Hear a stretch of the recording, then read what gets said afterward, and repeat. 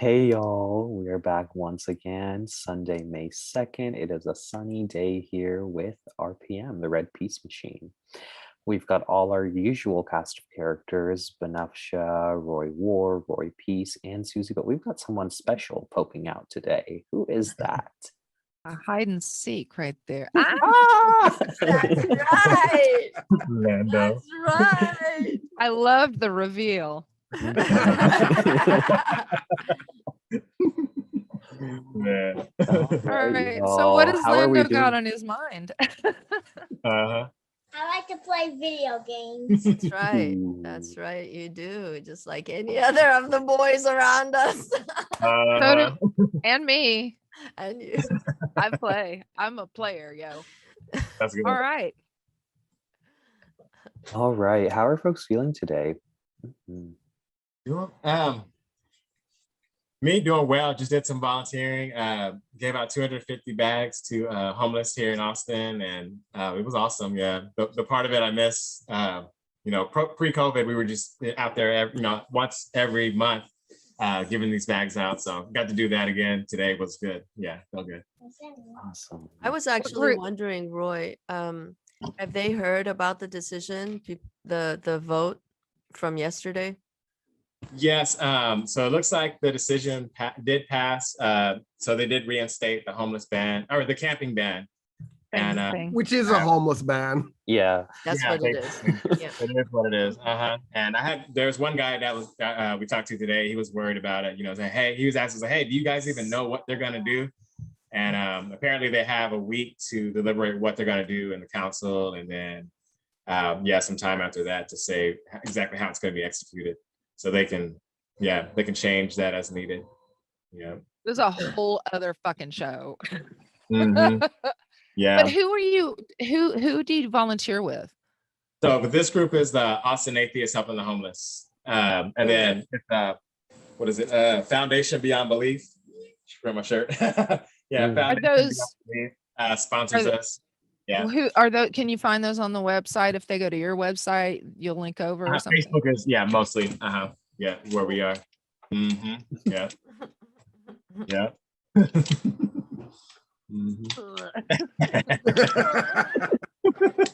Y'all, I'm just gonna watch Lando for the rest of the show. Exactly. He's such a cutie pie. He is. He really is. Oh my goodness.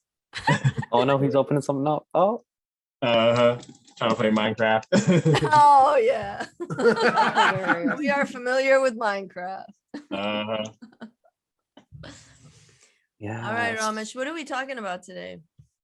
I think we've got a India update coming, and we are continuing to talk about police violence and brutality. Unfortunately, this has been unfortunately a consistent theme on our show. Kind of fucking awful and tiring. Yeah. Consistent in not just on our show. It's been around, and people who say they don't believe in it, like Lindsey Graham, I don't believe in systemic racism. Who is this man? Doesn't he live in South Carolina? Are you fucking kidding me? Yeah, but when has he ever suffered from racism?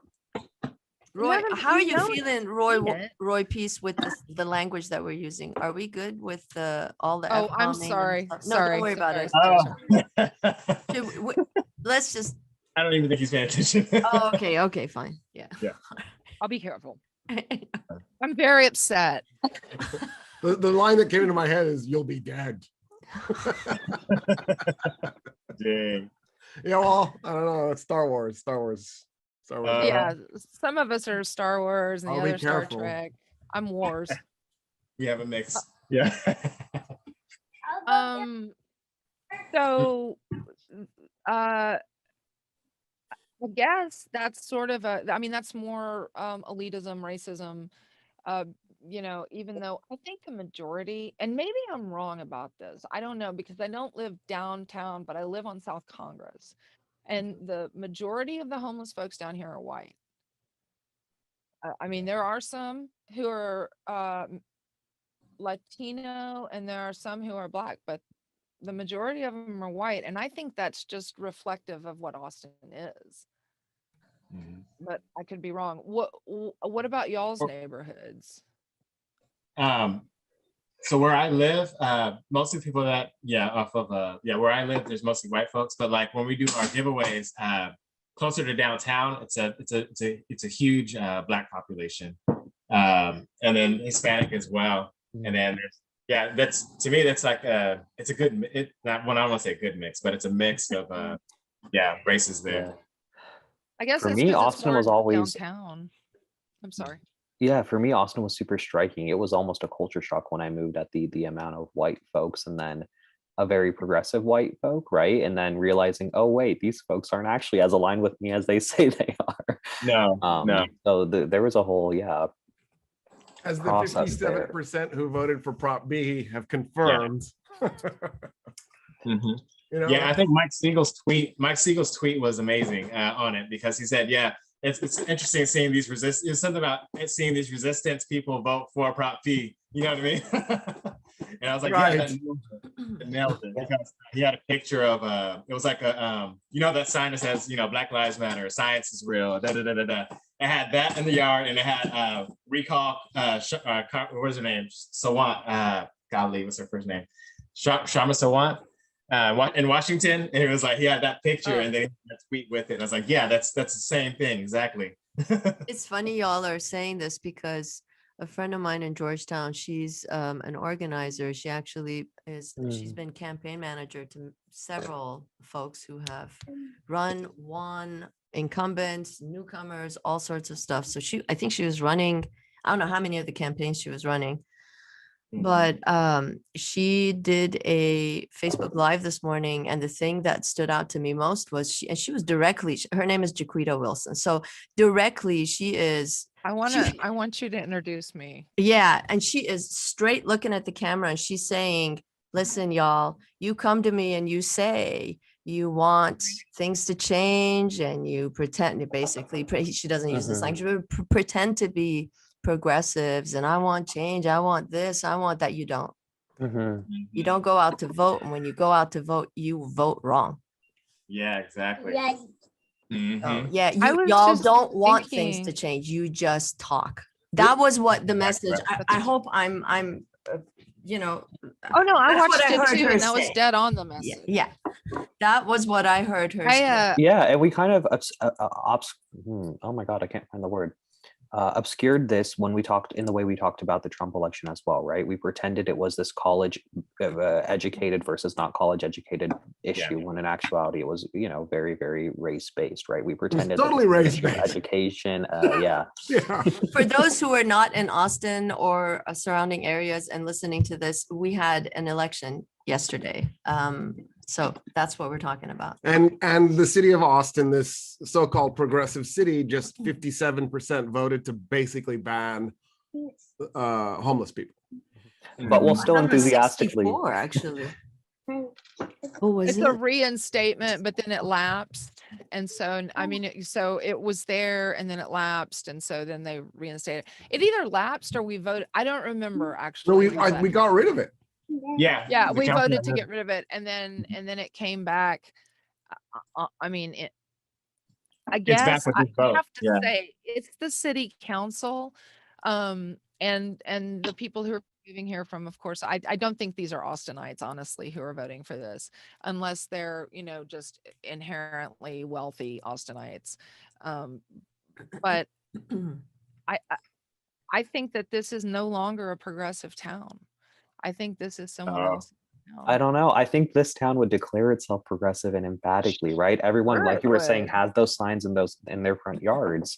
And I think there's a difference between like a performative progressiveness and then actual values and all of that good stuff. But yeah, I think to be a certain member of a certain class in today's America, you have to at least name your progressiveness in a particular kind of way and be pro diversity in a certain kind of way. But does that extend to homelessness? Does that extend to actual, when the push comes to shove? I don't think it does. No, because it drives property values down, and that's what we're all about, is property in this town. I mean, what did Matt McCoviak say?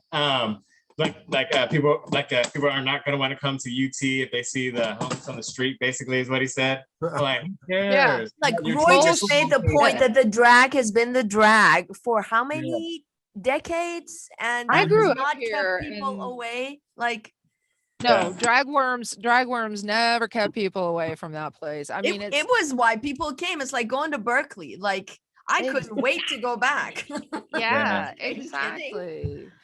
And It- also for the record, we don't have any roads. So if you come here, know that you will not be able to go anywhere. So just Well, you move that's to the- Austin. You're welcome to come here. I just want you to know you're never going to be able to leave your house because we have no roads. I Aggressively think- push for public transportation. I think people should have to pay a public transportation creation tax if they move here.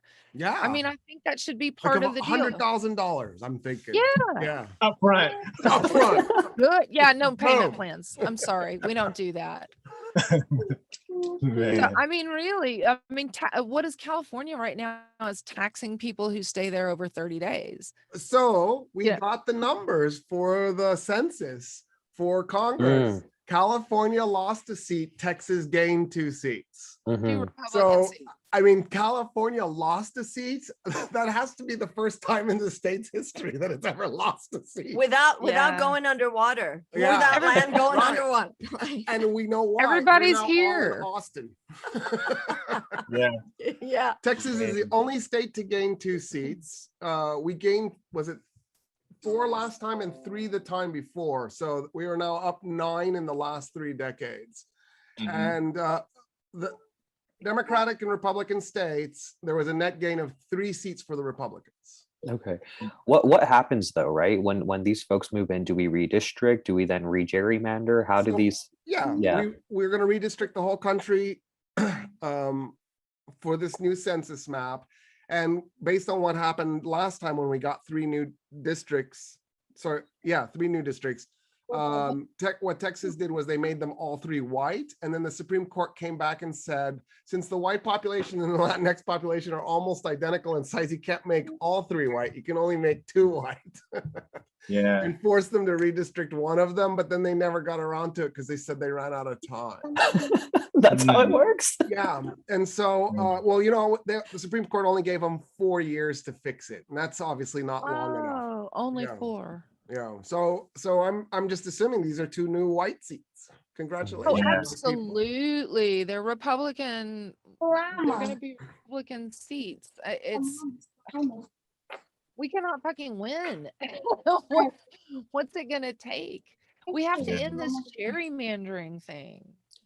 Well, I mean, it could, right? We have, you know, we've got to get something done before midterms, right? We have Yes. time. We have the ability to. It's the party's fault. To not if they're not pushing legislation aggressively at this time period, right? In the next Yeah, All right, so and let's do the India update. So, because we're running out of time, because today's show has to be a little short. okay. So for those of you who have been watching the news and seeing the pictures, I mean, it looks like Armageddon. And I think what it does is it helps. Were you gonna say something, Ramesh? The fact that it looks like Armageddon and we're showing dead bodies and all this when it comes to India, but we were having such discretion when Italy or New York City were facing similar things, right? That's a good point. That's a good point. I mean, I think, yeah, when the bodies were coming back from Iraq and Afghanistan after 2003, well, 2001, we didn't show that. We didn't let the press put those pictures up. Mhm. I think one of the things, though, that this clarifies is the confusion that people had about whether or not the third world was experiencing COVID, and just, right, this is the age of cell phones. If the third world was being crushed by COVID, we would have seen the pictures. And one of the things that's really remarkable about India was that Modi had turned this into a nationalistic thing, that somehow India had avoided COVID because somehow India was magical and super nation, and he was selling all of the vaccines, and then boom. So what it looks like has happened is there is a new strain of COVID in India that can mask itself to your immune system, so that even if you've already had COVID or you've even been vaccinated, your immune system doesn't recognize it as COVID and it'll hit you again. And that's It's like Borg COVID. it's like Borg COVID. Yeah. Dude, I have an autoimmune disease, so this does not bode well for me. Yeah, COVID plus. Yeah. Fuck. Okay. Yeah, well, and this is going to continue to happen, right? If we don't have a constant, if we don't vaccinate the globe, if we don't, we're in this together. It's not like we're in these isolated countries where travel is not happening. If we don't let India get vaccines, then it's going to inevitably mutate, new variants, all this, and come back here once again. Yeah. Exactly. Yeah, and we have Bill Gates, right, saying that he didn't want that technology to go out to, Yeah. I guess India, countries like that, third world countries. Like, what? That's ridiculous. Yeah. Yeah. How dare we not enforce patents on a largely, public dollar funded vaccine? Yeah. I mean, that's the American way, right? We have capitalism, but it's publicly funded capitalism. But if you go into foreclosure, pull yourself up by your bootstraps and we'll make you illegal after you're homeless. Yeah. even if you don't have boots. Even if you do have boots, I don't care how much you do, you can't pull yourself up by bootstraps. If No, your boots you are can't. on and you grab a hold of those straps, you will not You're gonna get fall up. over. You're gonna fall over. You won't. It won't work. So that's gonna hurt too. So I don't want to get away from India, but I did hear about North Korea dealing with COVID. Yonomi Park is she's amazing. She's a defector. And she said that there's actually a middle class uprising happening over there because even the middle class, which, isn't saying much, can't get food because they're not allowed out of their homes because of COVID. So they're dying not just of COVID, but of starvation, lack of water, because they'll be rounded up and thrown in prison or shot on sight if they're out of their house. So, I mean, these third world, and I consider them third world, they go dark at night, completely dark. So that for me is third world. But and now he's threatening us, and he's not popular. I mean, there are people actively saying negative things about him in the middle path, which is kind of scary. But maybe something will happen. Like other uprisings. And what about the farmers in India right now? They were having issues too. Yeah, they were. What is the latest on that? I haven't heard much more from I this don't farmer. know. I think COVID may have shut that down. Yeah. I don't know, but that's just compounded onto what they're dealing with now in Modi. He's ruined the first name Narendra forever for me. I love that name. It's ruined. All right, it's been a couple of weeks, or has it been 3 weeks? It's been a couple of weeks since the 3 weeks since the Conviction. of Because we've done two Okay. shows that are not quite ready to talk, and now there's this one. So it's 3. Yeah. What do you all think it means? First of all, why did it happen? Why had it not happened before? And I mean, it took a police precinct being burned. It took like nationwide protest in every major city. And still it was, just barely there, right? Just barely happening. So I think in that sense, it's the exception that proves the rule. If it took this much to get one conviction in a very clearly, in a very clear injustice, right? We had all the evidence all lined up, all perfectly, all the witnesses, everything, and national attention on it, and still just barely it eked through. What does that mean for all the places where the evidence is a little bit more marginal or a little bit less clear, or there isn't national attention or protest around this particular case? And I think if we look at the numbers, right, the overwhelming numbers that cops are not indicted and they're not convicted. And even with that evidence you're speaking of, it was still this like, ooh, what's gonna happen? Yeah. Will really get convicted? I don't know. I mean, people are in pins and needles thinking, what's gonna happen? And it's like, there's a lot of people saying, well, he had to be found guilty. If not, the city would have burned. You know what I mean? The streets would have burned. Like, yeah, you're right. So it takes that much to, you know, to get them to do a guilty verdict. But even still, in most cases, this is the exception to the rule. You know what I mean? Even with that, yeah. And it's like the protests. It's like, well, the protests are happening. It's like, well, when people like Kaepernick were kneeling, you know, people were kneeling. It's like, oh, this is disrespectful to our country and our troops. How dare you protest quietly? Now you want to go burn stuff and demand that we do something about police, you know, violence and stuff like that. How dare you? So it's like, what do you want people to do? Nothing. Qualified immunity has to end. Qualified immunity should no longer ever be a thing. You are not above the law. You have these rules at work. And when you're at work, if you break the rules, you're fired or you're reprimanded. I mean, But Susie, in so many cases, they're not breaking the rules. They're performing exactly as they should be performing. That was the defense's argument. right.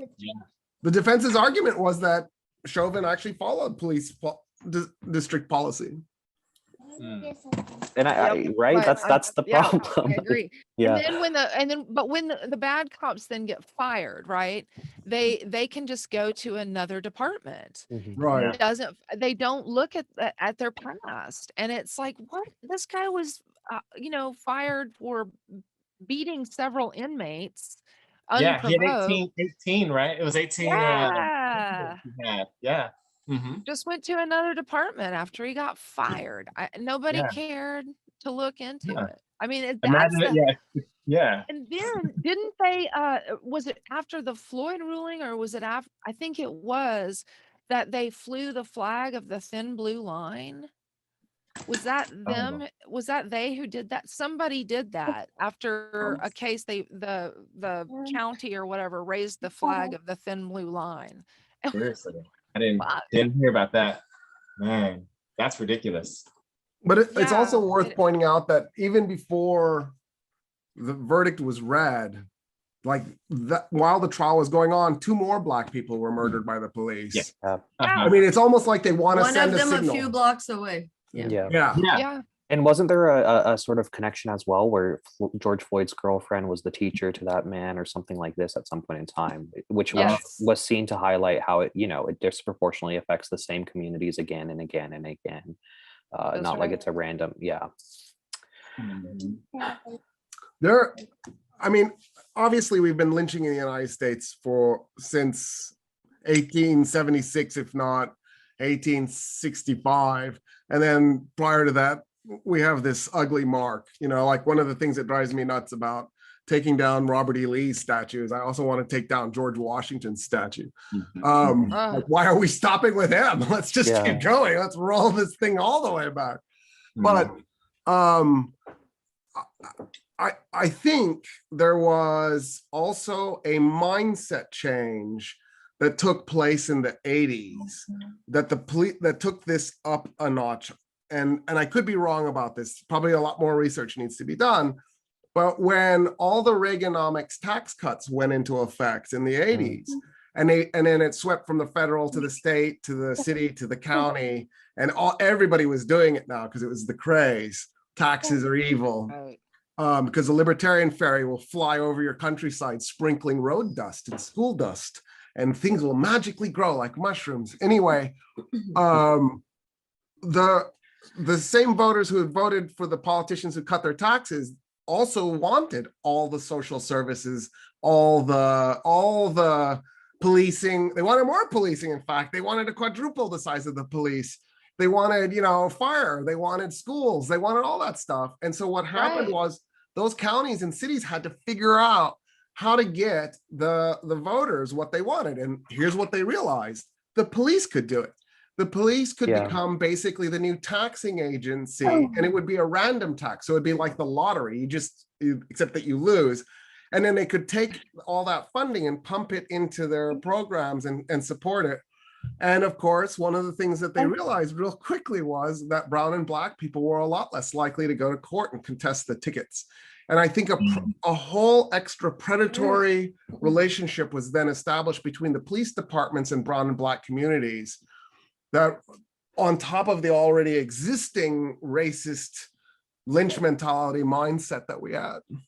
The slave They also patrol. have that. I'm sorry. Go ahead. I just said the whole slave patrol sort of beginnings of policing in the US. So yeah. And Yeah. they're allowed to do that civil forfeiture or civil seizure and keep all of your stuff. That's mean, ridiculous. Yeah. They can take your Did you know? Yeah. car.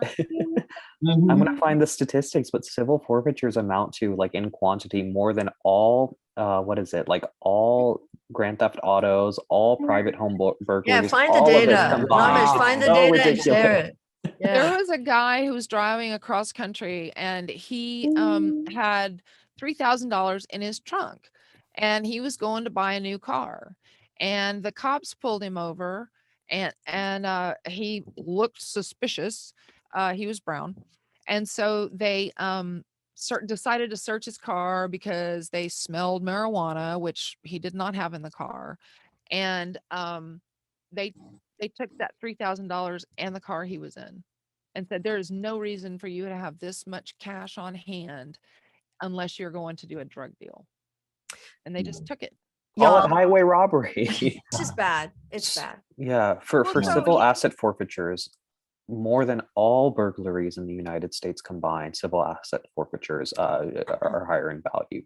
So more than $5 billion worth of civilian assets, oftentimes these are people who are never even convicted of a crime, are seized by police, never given back, even if they're found innocent of that crime or anything like this, even if they're never, no crime, are seized by cops across the country. This is more than all burglaries combined.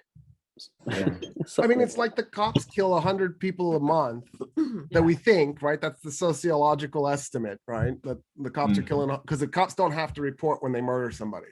So some police departments do, some don't. So, but terrorists kill like 30 people a year. I think the solution is we put the terrorists in charge of policing our streets so we get the fatality rates down. Well, I mean, if you're obviously considering The burglars need to What be in about- charge of our security because they're stealing less than the cops are. yes. Yeah, I mean, I just think Yeah. we've got the wrong people. And then also what counts as theft? Yeah. Because on the other hand, if you look at wage theft is a much, much, much bigger problem than all robberies combined. Bank robberies, residential Yeah. robberies, convenience store, gas station robberies, street robberies, all of this stuff that we put so much attention to, that we fearmonger over to, is less than the amount that employers are stealing from employees in wage theft. And then not having to pay for, right? They pay dimes on the dollar for this wage theft if they are ever, brought to account, which is, a lengthy, terrible process for these employees who don't have access to legal resources and month-long trials and all of this. right. And then to add one more weird thing, I don't think people realize this, but we have debtors' prisons in the United States. Yeah. Like, With the, Texas has debtors' prisons. Yeah, with I'm the, waiting. I'm cash, just cash waiting. bail, right? Cash bail. The I mean, cash that's bail? Yeah. no, there's Private. actual debtors' prisons on top of that. So it's not just that when you can't pay your bail. I mean, we hit you with a penalty. You can't pay it. We'll put you in jail. Yeah. I mean, how is that any different than 19th century Charles Dickens England? I don't Yeah. It's understand. not. It's not at all. Yeah. And it's frightening. And people aren't aware of this kind of stuff, And They it's all don't pay focused in the attention. justice system. It's all Yeah, and it's Yeah. like saying that the saying that police are there to make sure capitalism is still there. Like we saw I don't know if you saw the video of the old woman who got her, she got beat by the cops pretty Oh, basic. yeah. And then She they had made dementia fun or of something. her. Did you see that?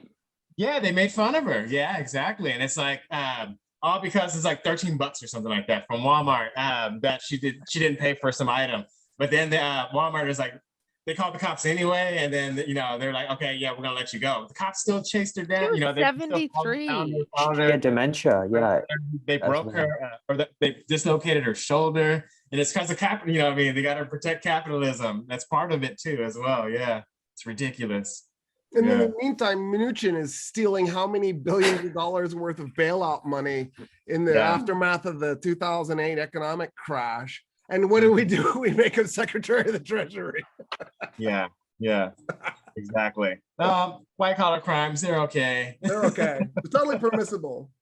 Not Yeah. a bad thing. Uh-huh. Oh, it was Minnesota after Dante Wright was shot and killed that the cops raised the thin blue line. Oh wow. Well, I know. What was it? The 16-year-old that the cop shot right after that. They said, you know, Yes. when the community came out and you know they're saying, "Why did you do this?" Pretty much is that you know blue lives matter to Mhm. the Yeah. community. That's ridiculous.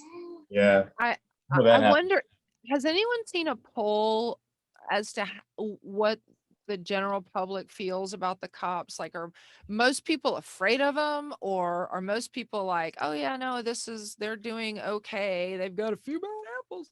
Uh, Um, I mean, I would think I'm terrified. I don't want to stop for the cops. I don't know what they're gonna do. I've seen so many things. I've watched so many documentaries of these cops pulling women over, usually of color, and raping them. And I mean, it's like it just doesn't the abuse of power is just overwhelming.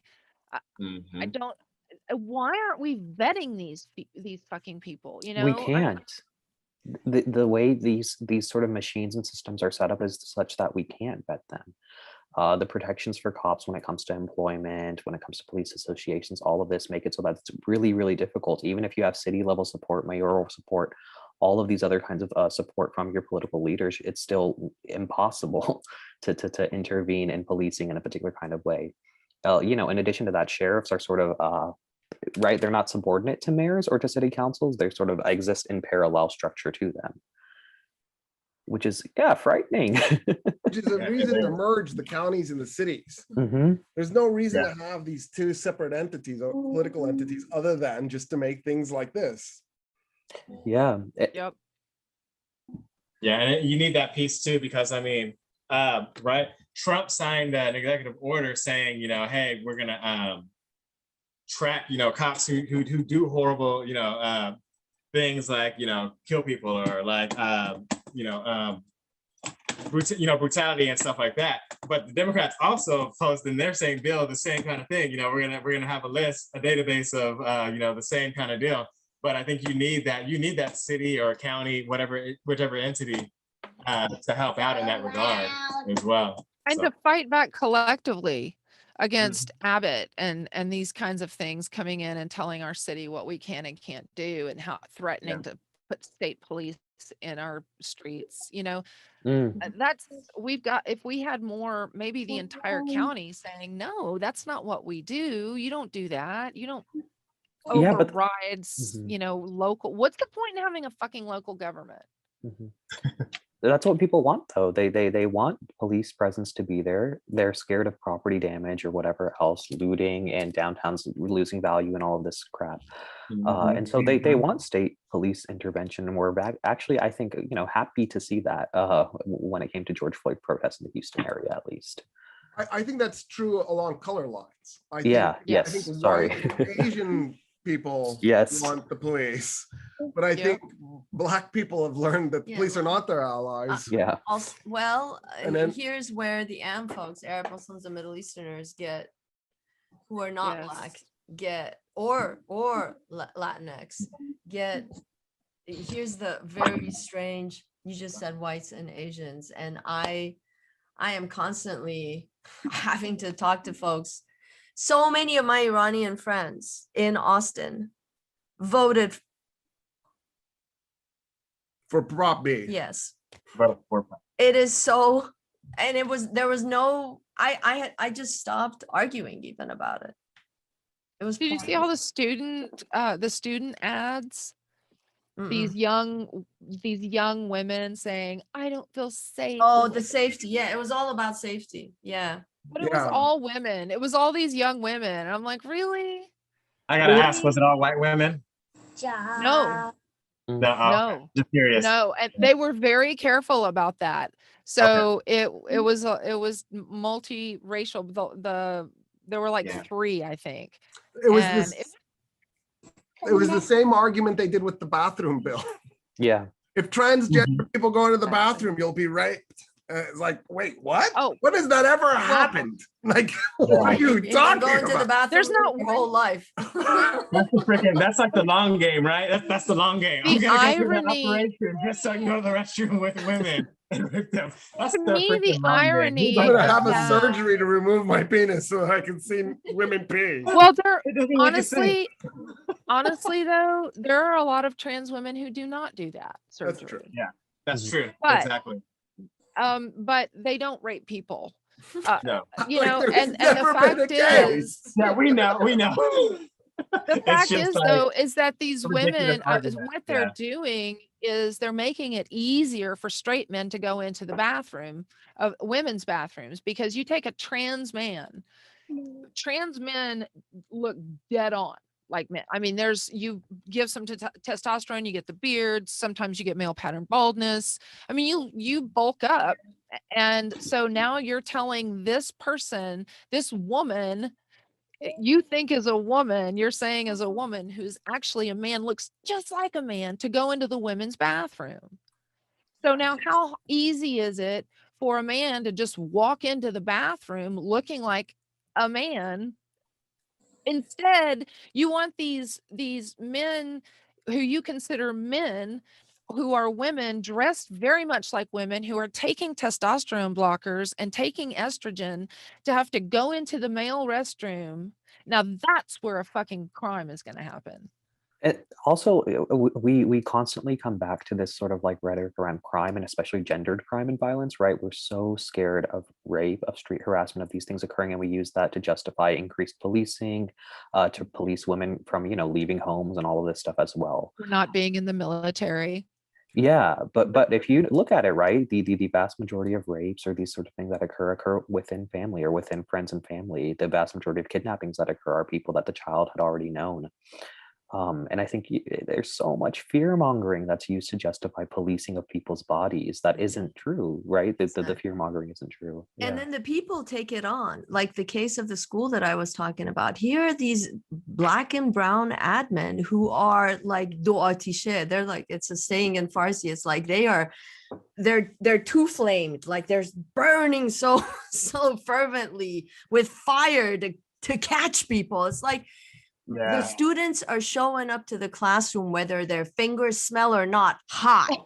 Okay. They are showing up early in the morning, hot. And then they got friends in their cars coming in and out of the school. All sorts of stuff is happening. Why are you performing this exactly? What are you doing? Why are you doing And this? if you ask, the answer that I've heard often is that, oh, it's because we have to prepare them for when police will do this for them, for the real world, when they will face Bullshit. discrimination, all of Bullshit. this shit. It is that. Top That's a horrible smell argument. fingers. Haven't heard that. That's Sir, stupid. please, I need you to put your hands out the window so I can smell your fingers. Yeah. Hold on, I'll give him to you in a sec. Yeah. And you go I'm to the not restroom, reaching like, for a hold on. gun, I swear. That's hilarious. It's not loaded if it is. Oh my God. So Ramesh brought up a really powerful point that I want to go back to just a sec, and it is the whole rhetoric of policing and justifying it, and how we keep putting it on rape, and this sort of fear mongering around rape. The irony is the same people who do this, the Republicans, are the guys who in 2012, 170 members of the House, all men, all Republican, voted to redefine rape, and they came up with this language of legitimate rape versus illegitimate rape. And so the guys who are trying to legalize rape, literally, and by the way, for the record, rape is totally legal in North Carolina, and on Native American reservations, it's not. No enforcement of it. So and it's because of the Republicans, and because of those guys. The fear mongers around rape are the guys who are trying to make it legal. Well, Roy, it's because they're not scared of just rape, right? They want rape within a marriage, within the family. All of this is a-okay, but a racialized rape is what they're scared of. They're afraid of white women being attacked by brown and black men. Exactly. Protecting Because in the I mean- meantime, when Betsy DeVos was Secretary of Education, she tried to get rid of all the stuff that the Obama administration had done around college campus rape. Yep. All you have to do is look at the Baylor case with Ken Starr when he was there. I mean, that kid raped that woman.